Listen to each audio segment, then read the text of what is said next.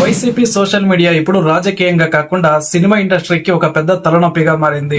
ఎలా అంటే pre release function లో కావచ్చు లేదా ఇంకా కొన్ని వేదికలపై కాస్త రాజకీయాలు మాట్లాడితే చాలు ఆ సినిమాకు బాయ్కాట్ అనే అంశాన్ని సోషల్ మీడియాలో ట్రెండ్ చేసేస్తారు. సినిమా బాగుందా లేదా అన్నది ముఖ్యం కాదు, బాయ్కాట్ అయ్యిందా లేదా అన్నదే ముఖ్యం. ఈ మధ్య వచ్చిన కొన్ని సినిమాలు ఇలాగే డిజాస్టర్ అయిపోయాయి. అండ్ ఇప్పుడు పవన్ కళ్యాణ్ గారి హరిహర వీరమల్లు సినిమాను కూడా ఇలాగే బాయ్కాట్ అనే అంశాన్ని ట్రెండ్ చేశారు. అయితే వైసీపీ సోషల్ మీడియా ట్రెండ్ చేసినంత మాత్రాన సినిమా ఫ్లాప్ అవుతుందా? వాళ్ళు చెప్పినంత మాత్రాన ఆడియన్స్ సినిమా చూడకుండా ఉంటారా? And Janasena and TDP social media దీనికి కౌంటర్ ఇవ్వలేకపోతుందా? అసలు ఎవరి సోషల్ మీడియా పవర్ ఎక్కువ? జగన్ కు ఎక్కువ ఫాలోయింగ్ ఉందా లేక పవన్ కు సోషల్ మీడియాలో క్రేజ్ ఉందా?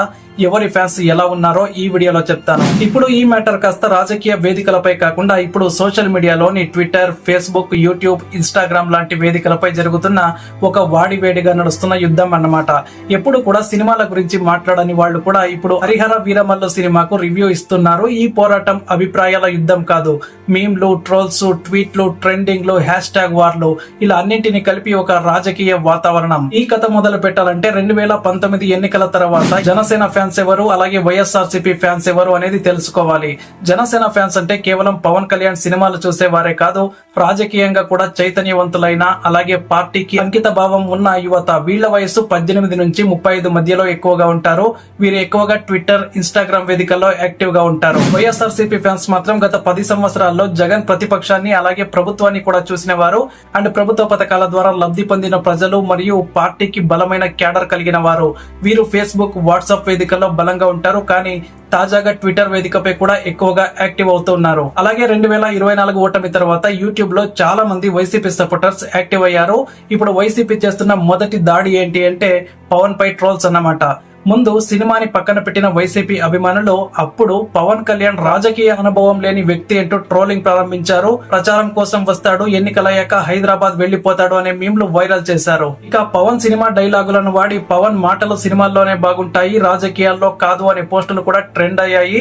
ఇక రివెంజ్ గా జగన్ పై జనసేన ఫ్యాన్స్ కూడా ఏం చేశారు అంటే ఇదే సమయంలో జనసేన ఫ్యాన్స్ జగన్ మీద గట్టిగానే కౌంటర్లు వేశారు.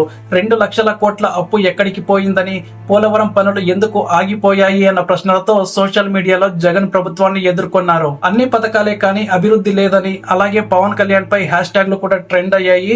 ఇక ట్రెండింగ్ వార్, హ్యాష్ ట్యాగ్ ఆధిపత్యం ఏంటంటే Pawan Kalyan CM, YS Jagan wave 2024, power star revolution, bye bye Jagan, Jagan strong CM, Janasena జోష్ ఇలా రోజుకో హ్యాష్ ట్యాగ్ ట్రెండ్ అవుతూ వచ్చాయి. ఒకవేళ పవన్ కళ్యాణ్ సభ ఉంటే జనసేన ఫ్యాన్స్ హ్యాష్ ట్యాగ్లు గగనానికి ఎగరేస్తారు. అలాగే జగన్ సభ ఉంటే వైసీపీ ఫ్యాన్స్ జగన్ మళ్లీ రావాలి అంటూ సోషల్ మీడియాని ఊపేస్తారు. అండ్ ఎవరైనా పొలిటికల్ యూట్యూబ్ కంటెంట్ క్రియేటర్ ఒకరు జగన్ గురించి పాజిటివ్ గా మాట్లాడితే జనసేన ఫ్యాన్స్ అతనిపై విరుచుకుపడతారు. అదే రీతిలో పవన్ గురించి మంచి చెప్పేవారిని వైసీపీ అభిమానులు కూడా అలాగే ట్రోలింగ్ కు గురి చేస్తారు. ఉదాహరణకు జర్నలిస్ట్ సాయి లాంటి వ్యక్తులు పవన్ కళ్యాణ్ ను పొగడ్తలతో మాట్లాడితే ఆయనపై టార్గెట్ జరుగుతుంది. ఇక యూట్యూబ్ లో యుద్ధం చూద్దాం. ఇప్పుడు యూట్యూబ్ ఈ యుద్ధానికి న్యూక్లియర్ బాంబులా మారింది. జనసేన అభిమానులు జగన్ ఫెయిల్యూర్ అనే వీడియోలు, అలాగే వైసీపీ అభిమానులు పవన్ కమెడియన్ అనే వీడియోలు అప్లోడ్ చేస్తూ ఉన్నారు. వీటికి లక్షల్లో వ్యూస్ వస్తూ ఉన్నాయి. కామెంట్ సెక్షన్ అన్నది ఒక పోరు భూమిలా మారిపోయింది.